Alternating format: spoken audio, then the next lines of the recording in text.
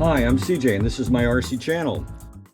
So the wing assembly continues.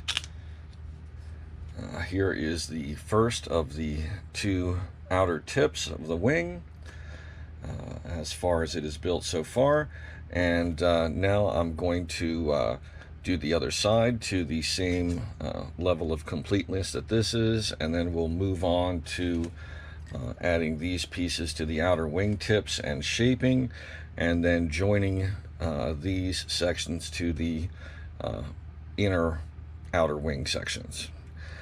So again, the first rib is held back because we need to shape the hole for dihedral and add that later.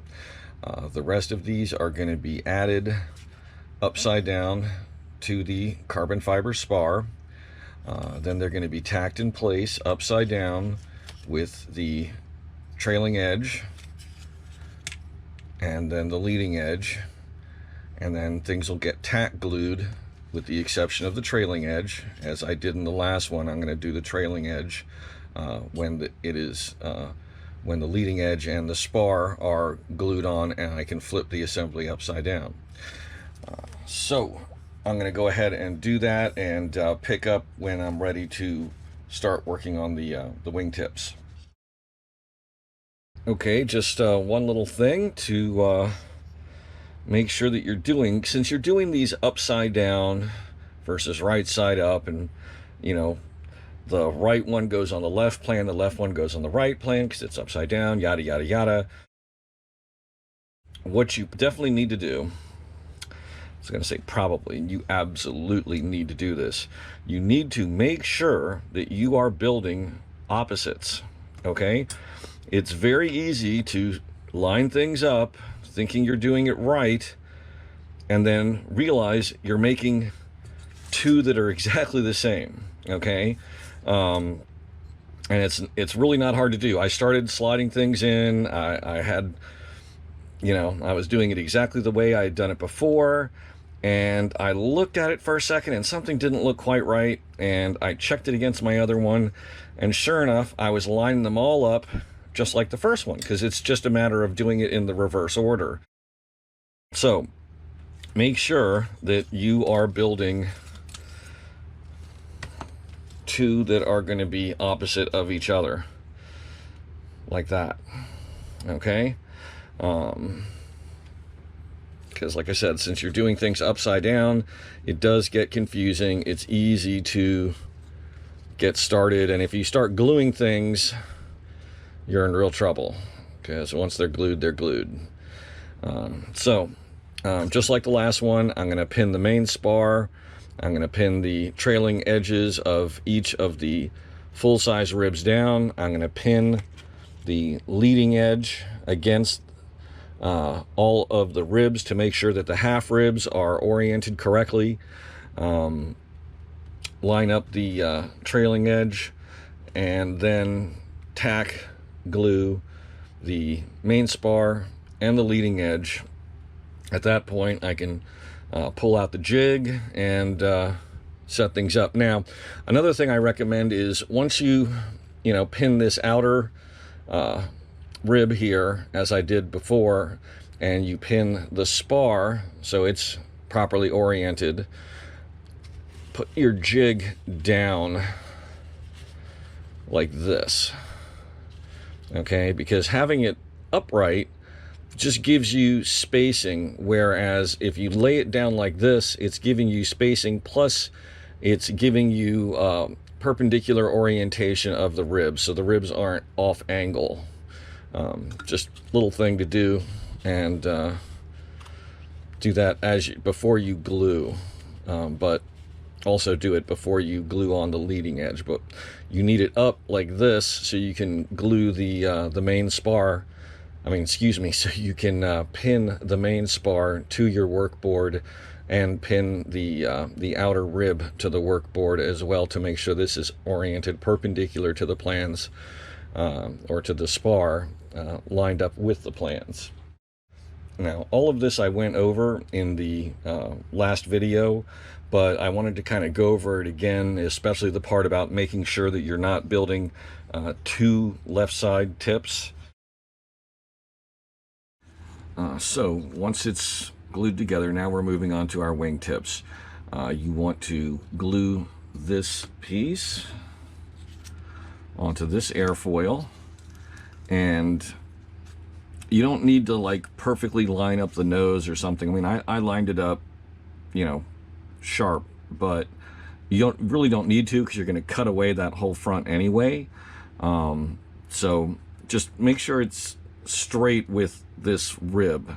If it's a little forward or a little back, it's not going to matter. I would line up the tail end, or maybe move back a hair from that and trim, however you want to do it. So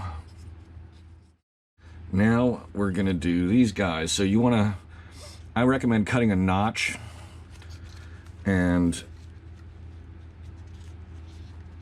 slide that in like that. And then the top piece will get glued on like this. And then we're going to do all this shaping.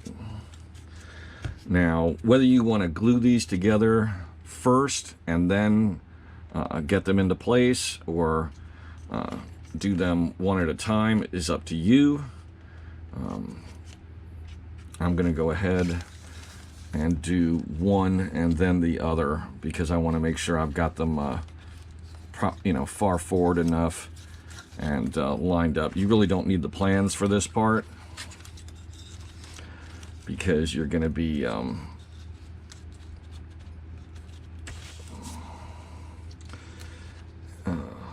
you're going to be lining that up. Also, this is going to be a little, you know, off the board anyway, because you're going to be shaving away some of that material. So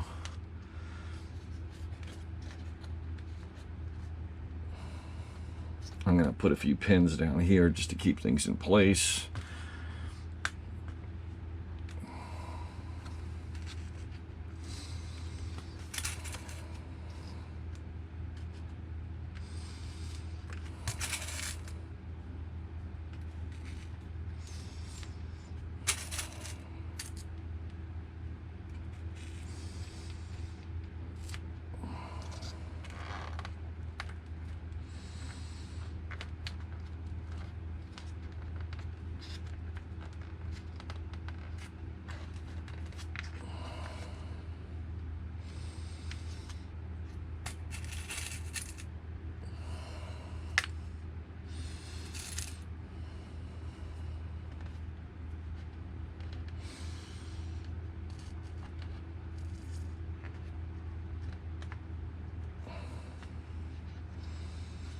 Looks good.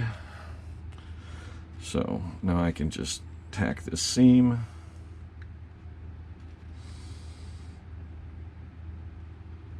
And tack that. I'll give this a minute or so to dry, then I'll glue on the upper portion, and I'll repeat the process on the other side. We can start cutting off these little feet that gave us our washout, and smooth those out. I would start by cutting them with an X-Acto knife along the line of the rib, and then sand. Now, when I did this piece, laminating that to the rib, I used these clamps to hold it in place once I had it lined up, and then tacked in a couple of spaces well away from the rubber feet of the clamps, and then took the clamps off once it was solid, and then hit the rest of the seam, top and bottom, and just let the thin CA wick in and saturate. So that should have dried up pretty nicely while I was talking.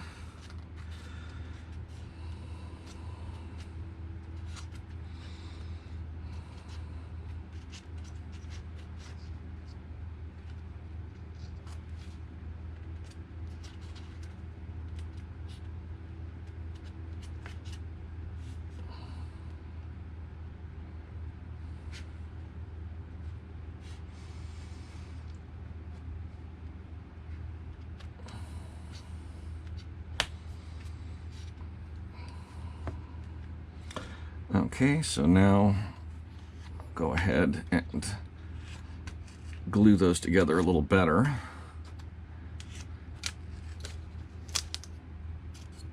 Now that I can pull it up off the board and not have to worry about things moving.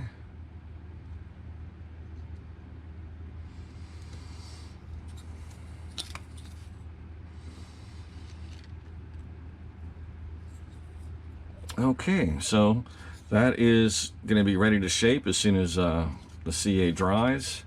I'll start cutting these guys off, and I'll show you the shaping process as it goes. Basically, this is a good place for a razor saw. Just cut this piece right here at a 45-degree angle almost, maybe a little more.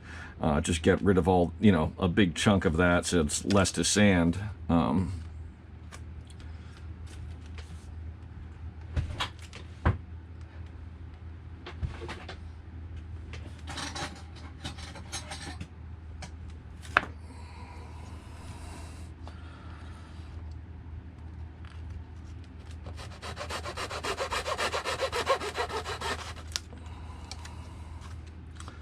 Just like that.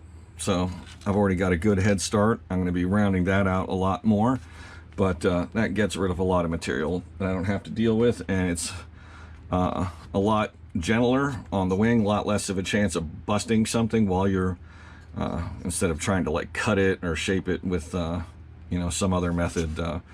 These saws are fantastic. So the shaping is going well. I've done this much with a fresh X-Acto blade, just going with the grain, shaving away a little bit off the bottom, a little bit here, and now I'm going to start working with the sanding block. Sometimes I tell you guys what movies I'm watching while I'm working, and today I am watching Serenity, and if you're not familiar, that's a pretty good movie. It was the sequel to a TV show that got canceled way too early. It just didn't catch on, and there was a big uproar and complaint from the fan base when it was canceled. It's some people like it, some people, meh, but yeah, just here's an interesting judge on that, okay? When I met my wife, she was not a big sci-fi person, and when we were dating, I started introducing her to sci-fi.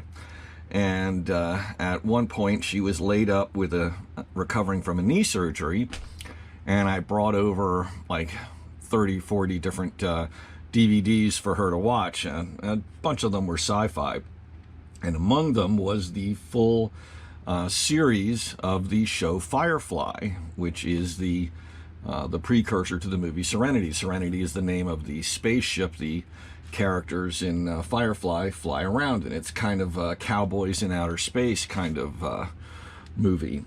And when she got to the end of I think it's like 1.5 seasons long, 1 3/4.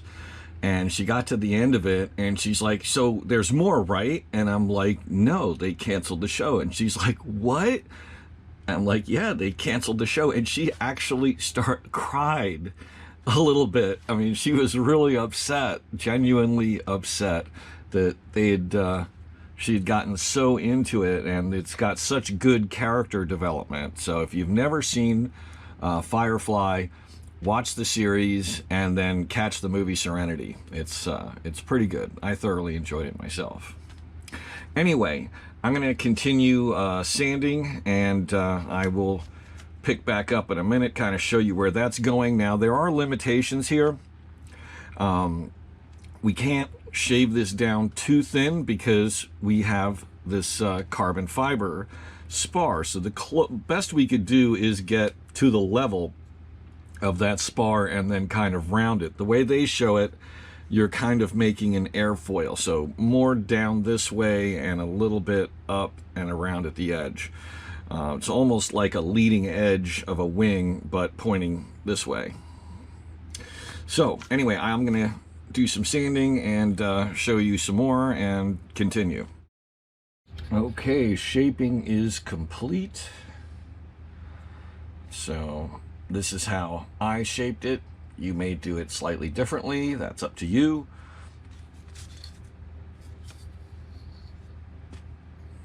Tried to make them as identical as possible. That is the tough part when you're dealing with things like this, trying to make them the same.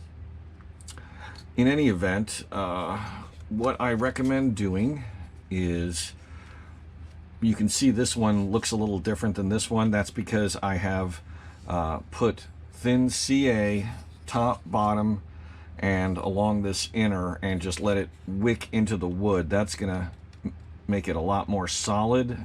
It's gonna make it a lot more resistant to dents. This is very soft balsa, and it will dent, you know, at a whisper. So I would recommend saturating this with thin CA, at least along the leading edge, like from here to here, and then give it a light sand so it'll smooth it back out again, and it'll help it take your iron-on covering better. But go ahead and do it a couple times. Just let it soak into the wood. And that's going to make it a lot stronger. Because this is the kind of thing that you're going to, you know, it'll get bumped. Whether it's loading in the car or on a rough landing. I mean, even some thick grass could damage this balsa. It's so soft. So you definitely want to strengthen it up a bit.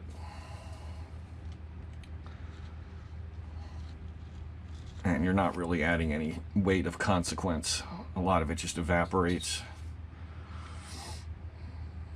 So just make sure that while you're letting it dry, you don't let it glue itself to something. Okay, the next steps are fairly simple, and I'm not going to bother showing you because I'm going to be doing it outside. I am going to take my that jeweler's saw that I showed you in a previous video, and I'm going to trim off all the carbon fiber ends here on the outer sections, and the center section's already done, so these need to be done so that I can glue these end pieces on. These need to be done so that I can set up the joining tubes. And that's going to be the next two things that we're going to do when we come back to this. Once I've trimmed those, we're going to take these little fiberglass dihedral joiners, and we're going to slide them into our wing. We're going to epoxy them in place in one wing. And so in other words, I'm going to probably do both wing tips. And then I'm going to use a block or some other item, maybe a battery pack, with one intersection pinned down, slide it in, join up the wood sections, you know, this will get slid in with the other wing tip, and I'll place a block at a spot under the wing that's going to give me the dihedral I want, and so that it's repeatable, because we can't, these are a little loose, if you see what I mean. They move slightly, so we can't guarantee we're going to get an equal angle on both sides if we just rely on these. So I'm going to measure once I have these this set up, and I'll go over this in great detail as I do this. One wing tip is going to be elevated like this, and I'm going to make a measurement like to the first inner spar here, the bottom of it or the top of it, whatever.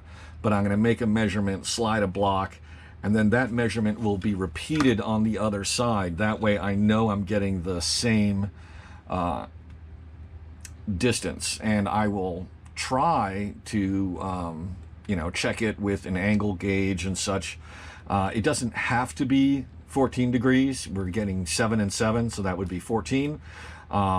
What I do want is for these things to line up cleanly, and as long as it's in the ballpark of 14 degrees and as long as it's equal on both sides, that's what we're shopping for. So I'm going to start by cutting things, lining things up, and seeing how things lay out, and go from there. So everything is nicely trimmed and sanded. I have pinned both of the inner wing sections to my work table. They don't need to be in line with the plans or anything at this point. Make sure that you've got pins at the back side so they're backstopped so they can't slide. Make sure you've got the leading and trailing edges pinned down so that they are snug and flat to the work surface. Of course, I've got plastic underneath. So now we are ready to glue these together and get our dihedral going. And looks nice. Everything should line up well. There may be a little gapping here or there. I'm gonna clamp them together a little bit, but if I've got space, I'm just gonna fill it with some 5-minute and some micro balloons. I don't want to break things. My main concern is that these are in line correctly. So the first step is going to be gluing the two of these into the spar. So sliding them into their center point. I'm going to coat them generously with some 5-minute, slide them in, make sure that they are perpendicular and to the work surface. In other words, if it rolls a little bit, we're losing angle. So for every degree this rotates off of straight up and down, it's changing the angle and shallowing it. So probably the best thing to do is put a couple of pins in like that, just to keep it vertical while it's drying. So I have to pull them out for now so I can get the glue in place, but I'm gonna stage a couple of pins so I've got them when I need them.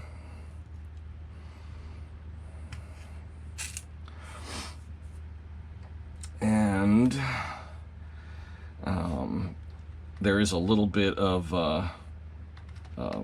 there's a little bit of a joggle here, if you see what I mean. So the best thing to do is probably just to slide it in until it hits snug.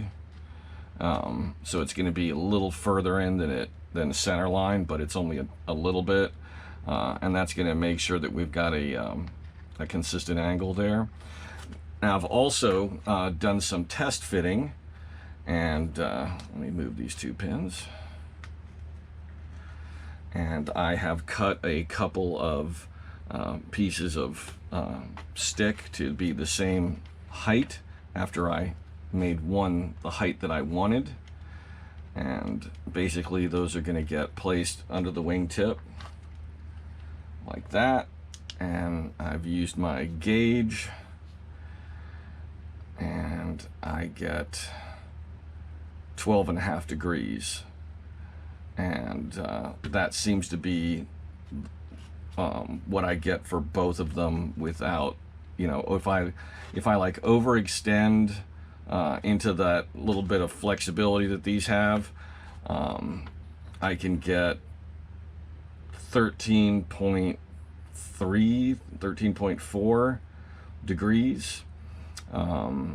So, it's possible that that these gauges aren't, perfect. I did my best to follow those correctly, but a degree and a half less dihedral is not going to be a problem, I don't think. If I overextend it, basically these two ribs are coming apart from each other down below, instead of mating up face to face, and that's not really what we want either. So I'd rather have the strength of a good joint and a little less dihedral. I mean, if I, like I said, if I lift it all the way up, I get, it depends on which ribs you're holding it over, about 13.8. And you know what, I could do that, and then underneath I could just sand a piece of wood into a you know, to a point, like a wedge, a long wedge, slide it in from below, glue it, and then trim off the excess. And you know, maybe that's what I'll do. That might be the best way. And you know, because getting that extra dihedral at the outer tip is a little more important, because we don't have ailerons. For those of you who are not experienced and don't have a background in gliders, the reason for this dihedral having all these angles is that we don't have ailerons. We're flying rudder and elevator, and when the plane banks into a turn, which it will when you use rudder, you're going to yaw, and it'll still going to bank even though you don't have an aileron to help you with a roll. The outer parts of the wing are approaching horizontal to the ground, while the outer portions of the wing, excuse me, okay. When I say outer and inner, I'm talking like if you're taking a right turn, the right-hand side would be the inner side, because that's the inside of the turn. So this surface here, as the plane banks, this is going to approach and even potentially pass, depending on how far you roll, horizontal to the ground. First, this one will approach horizontal and then go past, and then this one. Whereas the outermost side, the left side, is going to start approaching vertical. There's going to be almost no lift on the outside, and you're going to get lift, more lift here, which means that when you release your rudder and any elevator and the sticks go back to neutral, the lift here is going to bring this wing tip up, and the other wing tip, since it doesn't have lift, is going to drop away, and it's kind of like a pendulum. It's going to seek center. Maybe having that little extra degree is better. I'm not sure. It's, you know, that's a fine point that we could debate on, and it would take a lot of empirical testing to determine whether that was worthwhile. So first step is going to be to mix up some 5-minute epoxy and glue these two pieces in place and keep them vertical during the drying process. So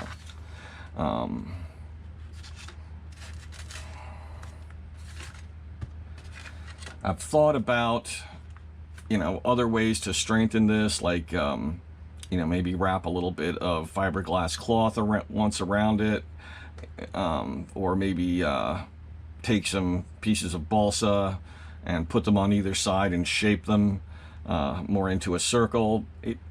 It's all unnecessary. There's so little need for structural strength at this end.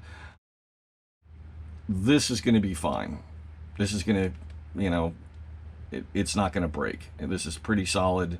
And once everything is glued together and these two pieces of balsa are glued together, and I'm going to take a little bit of a very thin fiberglass cloth and wrap this leading edge just a little bit, maybe about a ½ inch to an inch long, and just do that with CA and then sand it a little bit just to add some structural strength up at the very at the leading edge.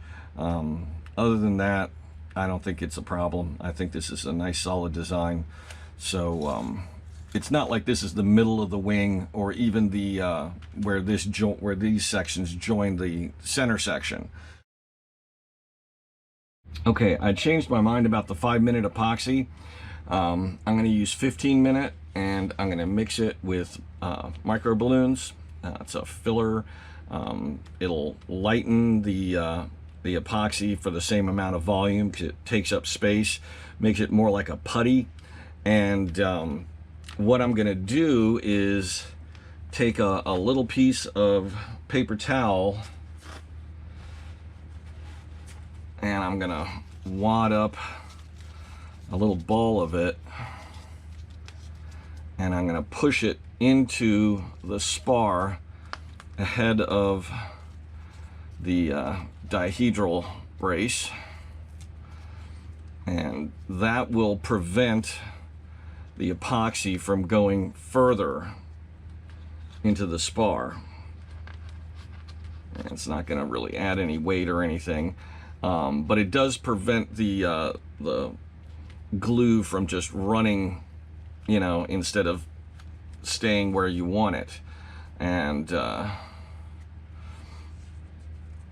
so then I'm going to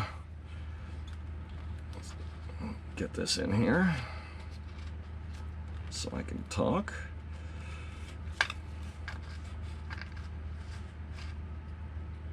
Okay, I'm going to go ahead and mix up the glue, and when I've got the glue mixed, I'm going to do this for the camera for you.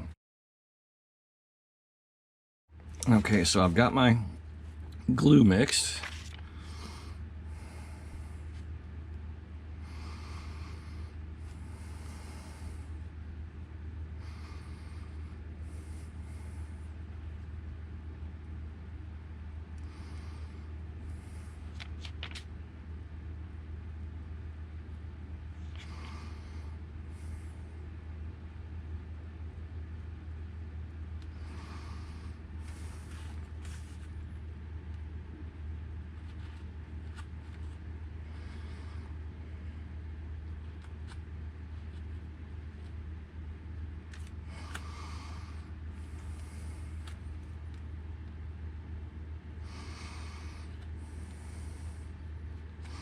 Now, when you put in that wadding, make sure that it's snug. Otherwise, you're going to have, you're just going to push it back out of the way. You want to clean off the outside here, because we don't want to add any extra glue.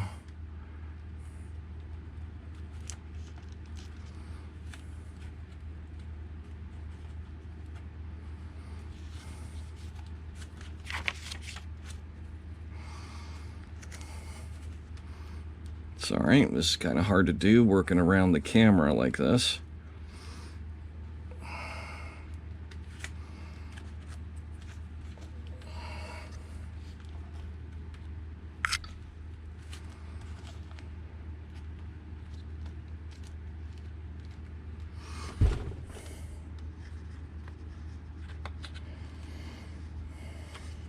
Okay, I gotta move the camera.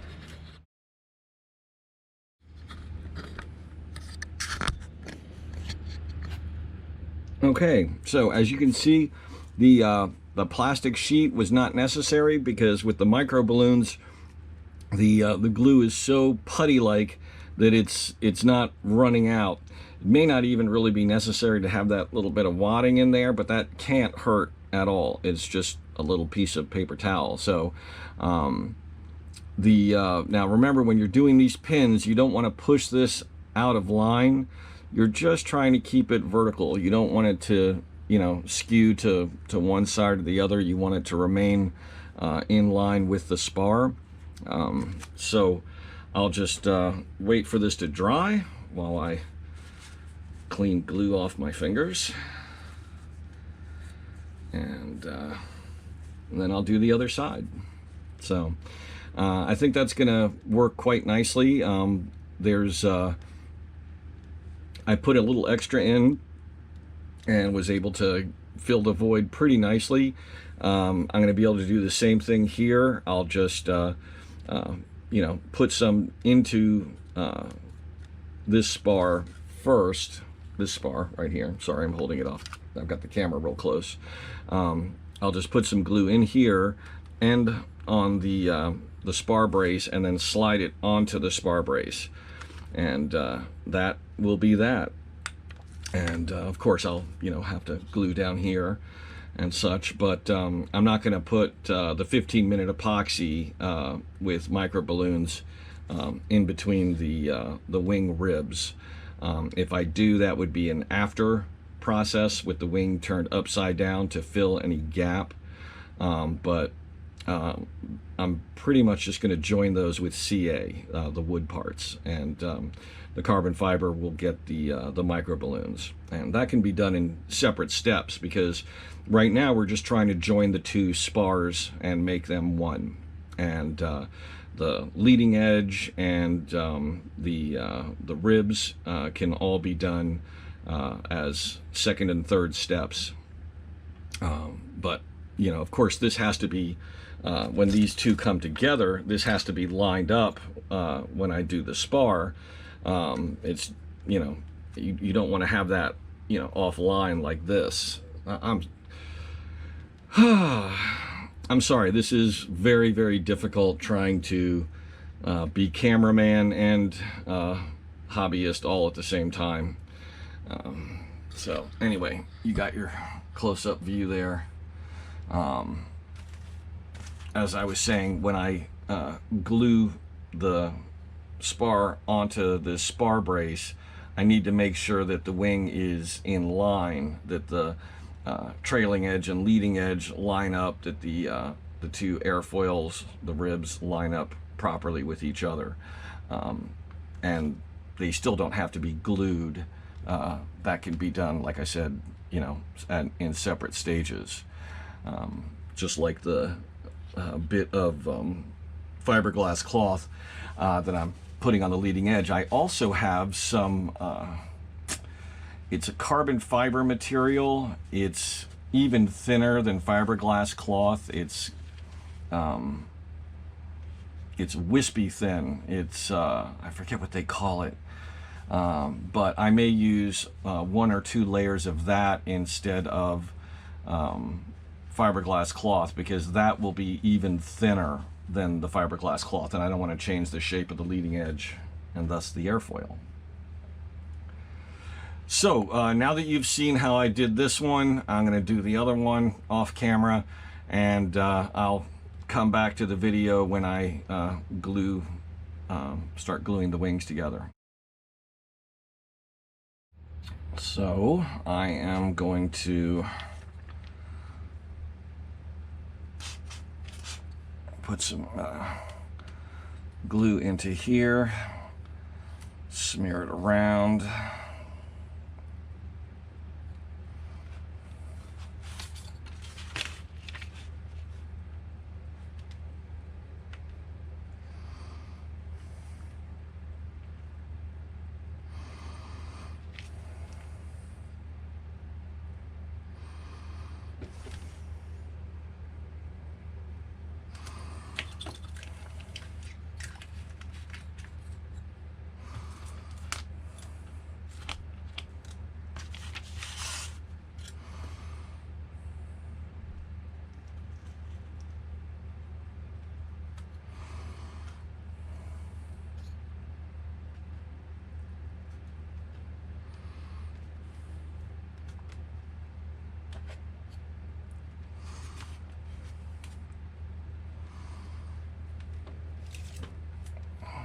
I'm going to check underneath here, make sure nothing came out through the bottom. Good.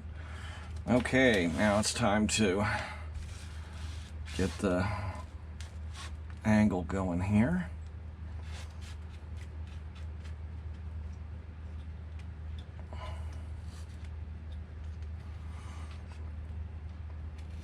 Got to make sure this is nice and flat.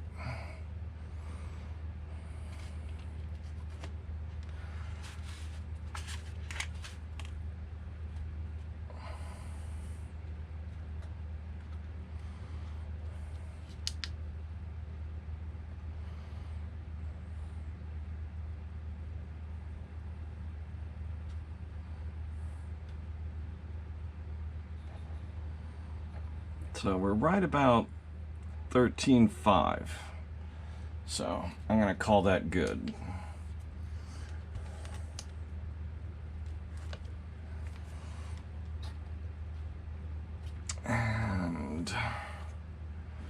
I'm using this block here under one rib to make sure that that's level, or level-ish.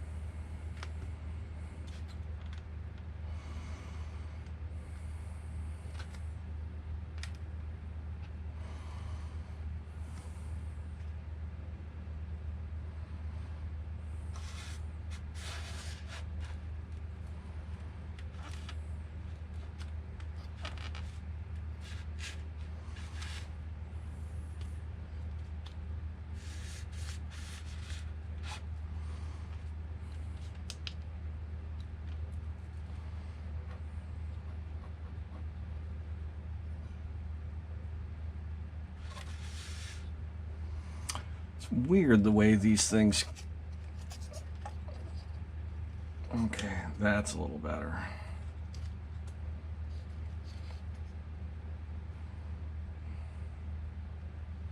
So I'm getting 12.5 now, without the block in the way. And I think that holding it up at that point is not, that's not going to make it glue any tighter. That's just flexing the wing.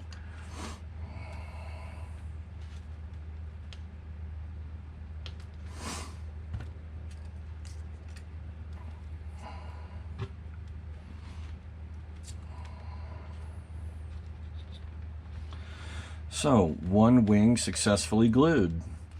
Okay, try and give you a closer look here.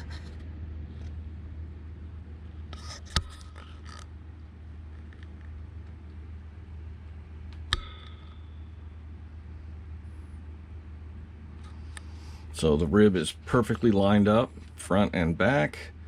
It's nicely joined.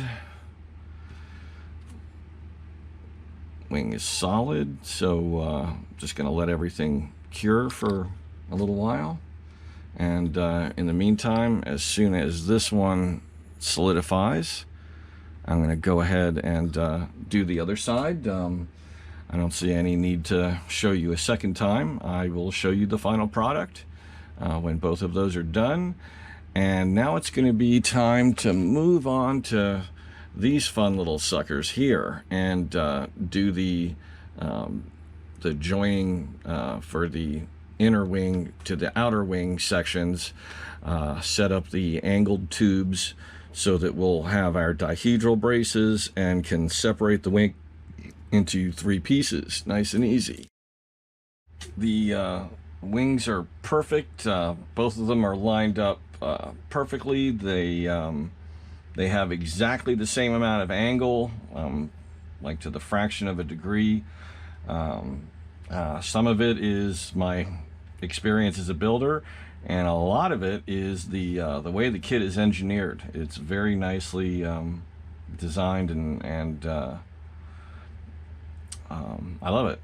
It's gone together really well, and I expect the rest of the process is going to continue to be this way. I'm probably going to wrap up this video now so that I can get this content out to you guys. I know some of you are waiting on this.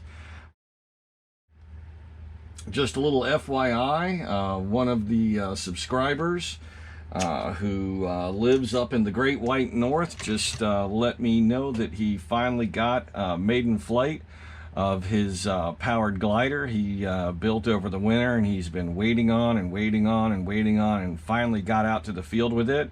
Had a successful maiden flight. He's flying in a Gina. Beautiful plane, nice sub 2 meters. I think it's like around a 1.5 meter You know, he kept me up to date on the build as it was going, and it looks like a really nice kit. And he said he had some really good flights. Everything was dialed in, you know, no trim needed. It's always nice to hear from my subscribers that they're getting out and enjoying their airplanes, and keep me up to date on their builds when they can. Please feel free to leave any comments. If you have any suggestions or kits you'd like to see built, build techniques you'd like to learn about, please let me know. I'll do what I can to provide footage on that. Please remember to click like, and if you haven't already, please subscribe to my channel. Thanks for watching.